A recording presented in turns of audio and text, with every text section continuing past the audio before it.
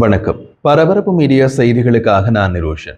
இந்தியாவுக்கும் பாகிஸ்தானுக்கும் இடையே ஒரு முழுகளவிலான போர் தொடங்கினால் பாகிஸ்தான் ஆயுத ரீதியாக மிக மோசமான சூழ்நிலையில் சிக்கிக்கொள்ளும். ஆர்டிலரி வெடிப்பொருட்களின் கடுமையான பற்றாக்குறை காரணமாக பாகிஸ்தானின் ராணுவ தயார் நிலை ஒரு முக்கியமான நெருக்கடியினை எதிர்கொள்கிறது. இந்த பாதிப்பு பாகிஸ்தானுக்கு முதன்மையாக மற்றொரு போரில் இருந்து வருகிறது. அது உக்ரைன் ரஷ்யா போர். பாகிஸ்தானின் சமீபகால ஆயுத ஏற்றுமதிகள் உக்ரைனுக்கு நடந்ததை நீங்கள் அறிந்திருக்கலாம். ஏற்றுமதி என்றால் பாகிஸ்தான் உக்ரைனுக்கு நேரடியாக ஆயுத ஏற்றுமதி செய்யவில்லை. ரஷ்யாவுடன் போர் புரிய உக்ரைனுக்கு 155 மில்லிமீட்டர் ஆர்டிலரி செல்கள் மற்றும் 122 மில்லிமீட்டர் ராக்கெட்கள் தேவைப்பட்ட போது உக்ரைனின் ஆயுத சப்ளை நாடுகள் அவற்றை எப்படியாவது பெற்றுக் கொடுக்கும் முயற்சியில் இறங்கின. ஒரு கட்டத்தில் ஐரோப்பாவில் 155 மில்லிமீட்டர் ஆர்டிலரி செல்கள் மற்றும் 122 மில்லிமீட்டர் ராக்கெட்களின் கையிருப்புகள் மிக குறைந்து போய்விட்டன. அப்போது ஐரோப்பிய நாடுகள் 155 மில்லிமீட்டர் ஆர்டிலரி செல்கள் மற்றும் 122 மில்லிமீட்டர் ராக்கெட்களை ஐரோப்பாவுக்கு வெளியே தேடினார்கள். அவை பாகிஸ்தானில் இருப்பதை பிரிட்டன் தெரிந்து கொண்டது. உடனே டீல் பேசப்பட்டது. சந்தை விலையை விட 2 மடங்கு விலை கேட்டது பாகிஸ்தான். கொடுக்க சம்மதித்தது பிரிட்டன். பாகிஸ்தானிடமிருந்து 155 மில்லிமீட்டர் ஆர்டிலரி செல்கள் மற்றும் 122 மில்லிமீட்டர் ராக்கெட்களை பிரிட்டன் 2 மடங்கு விலை கொடுத்து வாங்கியது. பிரிட்டிஷ் விமானப்படையின் போக்குவரத்து விமானங்கள் பாகிஸ்தானுக்கு போய் அவற்றை ஏற்றிக்கொண்டு போலந்தில் இறக்கியது. போலந்தில் இருந்து தலை எல்லை வழியாக பாகிஸ்தானிய ஆயுதங்கள் பிரிட்டனின் ஆயுத உதவியாக உக்ரைனுக்கு போய்விட்டன. 155 மில்லிமீட்டர் ஆர்டிலரி செல்கள் மற்றும் 122 மில்லிமீட்டர் ராக்கெட்களின் பெரிய ஏற்றுமதிகள் உக்ரைனுக்கு அனுப்பப்பட்ட காரணத்தால் பாகிஸ்தானின் உள்நாட்டு போர் கையிருப்புகளை ஆபத்தான முறையில் குறைத்துள்ளது. 2022ஆம் ஆண்டு ரஷ்யா உக்ரைன் போர் தொடங்கியதிலிருந்து பாகிஸ்தான் அதன் பொருளாதார நெருக்கடியின் காரணமாக நிதி நிவாரணங்களை பெற்றுக்கொள்ள உக்ரைனுக்கு மில்லியன் கணக்கான சற்று ஆர்டிலரி செல்கள், ராக்கெட்கள் மற்றும் சிறிய ரக ஆயுத வெடிப்பொருட்களை ரகசியமாக வழங்கியது. இந்த ஏற்றுமதிகள் மூலம் பாகிஸ்தான் நூற்றுக்கணக்கான மில்லியன் டாலர்களை ஈட்டியது. இது இப்போது பாகிஸ்தானின் போர்த்திறன்களை வியத்தக்க முறையில் குறைத்துள்ளது. இன்று பாகிஸ்தான் இந்தியாவுடன் ஒரு முழுகளவிலான போரை தொடங்கினால் பாகிஸ்தானின் கையிருப்பில் உள்ள 155 மில்லிமீட்டர் ஆர்டிலரி செல்கள் மற்றும் 122 மில்லிமீட்டர் ராக்கெட்களை வைத்து எத்தனை நாட்கள் போர் புரியலாம் தெரியுமா? வரும் 4 நாட்கள் மட்டுமே போர் புரியலாம். 4 நாட்களுடன் பாகிஸ்தானின் 155 மில்லிமீட்டர் ஆர்டிலரி செல்கள் மற்றும் 122 மில்லிமீட்டர் ராக்கெட்களின் கையிருப்பு தீர்ந்துவிடும். பாகிஸ்தானின் உள்நாட்டு வெடிமருந்து உற்பத்திக்கு பொறுப்பான பாகிஸ்தானின் ஆயுத தொழிற்சாலை POF காலாவதியான உற்பத்தி வரிசைகள் மற்றும் அதிகரித்து வரும் உலகளாவிய தேவை காரணமாக குறைந்து போன இருப்புகளை நிரப்புவதில் சிரமப்பட்டு வருகிறது. இது நெருக்கடியை மேலும் அதிகரிக்கிறது. இந்தியாவின் எண்ணிக்கையில் மேன்மையை எதிர்கொள்ள பாகிஸ்தானின் ராணுவ கோட்பாடு விரைவான அணிதிரட்டல், ஆர்டிலரி மற்றும் கவச பிரிவுகளை பெரிதும் நம்பியுள்ளது. பாகிஸ்தான் ராணுவத்தின் M109 ஆர்டிலரி சிஸ்டங்களுக்கான 155 மில்லிமீட்டர் செல்கள் மற்றும் BM-21 அமைப்புகளுக்கான 122 மில்லிமீட்டர் ராக்கெட்கள் பற்றாக்குறை பாகிஸ்தானுக்கு மிகப்பெரிய தலைவலியை ஏற்படுத்த போகிறது. இந்த முக்கியமான ஆயுதங்களை போதுமான அளவு நிரப்பாமல் விட்டுவிட்டதால் பயனுள்ள தற்காப்பு அல்லது தாக்குதல் நடவடிக்கைகளை பாகிஸ்தான் ராணுவம் திறம்பட நிலைநிறுத்த முடியாது. இது பாகிஸ்தான் ராணுவத்தின் திறனை கடுமையாக சமரசம் செய்கிறது. பாகிஸ்தான் ராணுவத்தின் போர்த்திறன் கடுமையான கால அளவில் உள்ளது. பாகிஸ்தானின் தற்போதைய ஆர்டிலரி வெடிமருந்து இருப்பு முழு அளவிலான அதிக தீவிரம் கொண்ட போர் தொடங்கினால் 96 மணி நேரம், அதாவது 4 நாட்கள் மட்டுமே நீடிக்கும் என்று உளவுத்துறை மதிப்பீடுகள் கூறுகின்றன. இந்த பற்றாக்குறை மட்டுமல்ல பிரச்சனை.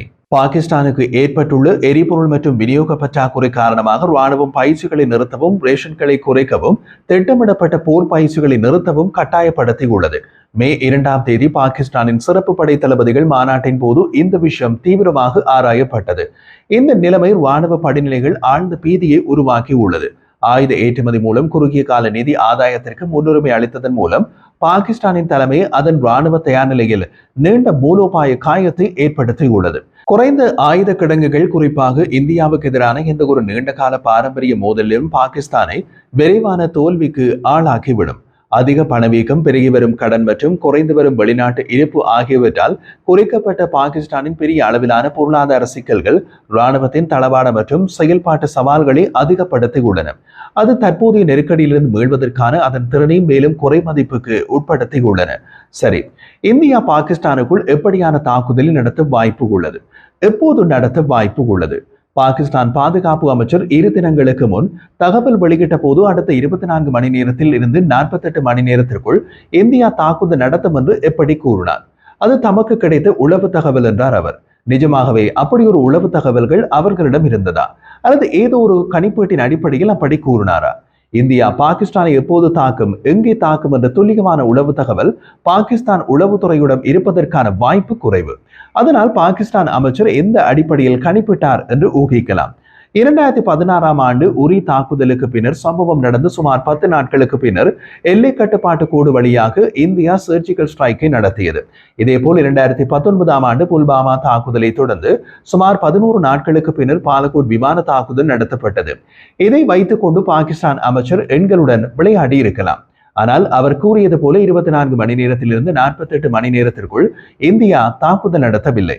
தற்போதைய நிலைமை இதே போன்ற காலக்கெடு மற்றும் விரிவாக்க வடிவத்தை பின்பற்றுவது கடினம். முன்பு நடந்த சம்பவங்களைப் போலவே சர்வதேச கடமைகளை குறைத்தல், பாதுகாப்பு கூட்டங்களை கூட்டுதல், விசாரணைகளை தொடங்குதல், வெளிநாட்டு தூதர்களுக்கு விளக்கமளித்தல் மற்றும் உள்நாட்டு அரசியல் ஒருமித்த கருத்தை உருவாக்குதல் ஆகியவை செய்யப்படுகின்றன. ஆனால் முன்பை விட இது அதிக காலம் எடுக்கும். காரணம், இது நிகழ்நேர போர்கள் உக்ரைனிலும் காசாவிலும் நடக்கின்றன. மறுபக்கத்தில் அமெரிக்காவின் ஜனாதிபதி டிரம்பின் உலகளாவிய போர் நடக்கிறது. உரி மற்றும் புல்வாமா 2 சம்பவங்களிலும் இந்தியாவின் ராணுவ பதிலடி முறையான தயாரிப்புக்கு பின்னர் மற்றும் இந்தியா தேர்ந்தெடுத்த நேரத்தில் வந்தது. இரண்டுமே 10 நாட்கள் மற்றும் 11 நாட்கள் என்று அமைந்தது தற்செயலாக நடந்ததாக இருக்கலாம். ஆனால் அதுவே பதிலடிக்கான ஒரு கால அட்டவணையாக கருத முடியாது. தற்போது அமைக்கப்பட்டுள்ள அடித்தளம் அதே போன்ற அணுகுமுறையை இப்போது எடுக்கப்படுவதாக தெரிவிக்கிறது. இருப்பினும் எந்த ராணுவ நடவடிக்கையின் குறிப்பிட்ட நேரமும் தன்மையும் தீர்மானிக்கப்படவில்லை. வெளிநாட்டு தூதர்களுக்கு இந்தியா அளித்த விளக்கங்களை தாக்குதலின் தீவிரத்தை வலியுறுத்தி 2008ஆம் ஆண்டு மும்பை தாக்குதலுடன் ஒப்பிட்டு குற்றவாளிகளை நீதியின் முன் நிறுத்துவதற்கான இந்தியாவின் உறுதியினை காட்டியது. ராஜதந்திர நகர்வை முயற்சிக்கும் போது சாத்தியமான ராணுவ நடவடிக்கைக்கு சர்வதேச சமூகத்தை தயார்படுத்துவதற்கு இந்த செய்தி உதவுகிறது. வளைகுடா ஒத்துழைப்பு கவுன்சில் நாடுகளின் தாக்குதலின் உறுதியான விமர்சனம் மற்றும் இந்தியாவுடன் பகிரங்கமாக நிற்க அவர்களின் விருப்பம் குறிப்பிடத்தக்க ராஜதந்திர சாதனையை பிரதிபலிக்கிறது. பாரம்பரியமாக பாகிஸ்தானுடன் இணைந்த அரபு நாடுகளின் ஆதரவில் இந்த மாற்றம் பிராந்திய அதிகார சமநிலை மற்றும் பாகிஸ்தானின் சர்வதேச நிலைப்பாட்டிற்கு முக்கியமான தாக்கங்களை ஏற்படுத்தலாம். பஹல்காம் தீவிரவாத தாக்குதலுக்கு பின்னர் கிட்டத்தட்ட 2 வாரங்கள் கடந்து விட்டன. முன்பு நடந்த வடிவங்களின் அடிப்படையில் வழக்கமான பதில் சாளரத்தின் தற்போதைய காலவரிசை கடந்து விட்டது. அதே நேரத்தில் பொதுமக்களின் எதிர்பார்ப்புகள் மற்றும் பாகிஸ்தானின் உடனடி தாக்குதல் பற்றிய வெளிப்படையான எதிர்பார்ப்பு உள்ளது என்பதை மறக்க முடியாது. இருந்த போதிலும் இந்திய அரசாங்கமும் இராணுவமும் குறைந்தபட்ச அபாயத்துக்கு எதிராக உகந்த தருணத்தை எதிர்நோக்கி இருக்கலாம். இராணுவ நடவடிக்கைக்கான அடித்தளம் ஏறக்குறைய நிறைவடைந்ததாக தோன்றுகிறது. காஷ்மீர் தீவிரவாத தாக்குதலுடன் பாகிஸ்தானை தொடர்பு படுத்தும் ஆதாரங்கள் சேகரிக்கப்பட்டுள்ளன. சர்வதேச சமூகத்திற்கு விரிவாக விளக்கப்பட்டுள்ளது. உள்நாட்டு அரசியல் ஒற்றுமை பாதுகாக்கப்பட்டுள்ளது. அத்துடன் இந்திய ராணுவம் நடவடிக்கைக்கு தயாராக இருப்பதாக பாதுகாப்பு அமைச்சர் ராஜ்நாத் சிங் தெரிவித்துள்ளார். இனி இந்திய விமானப்படை விமானங்கள் பாகிஸ்தானின் திசையில் பறக்க தொடங்க வேண்டியதுதான் பாக்கி.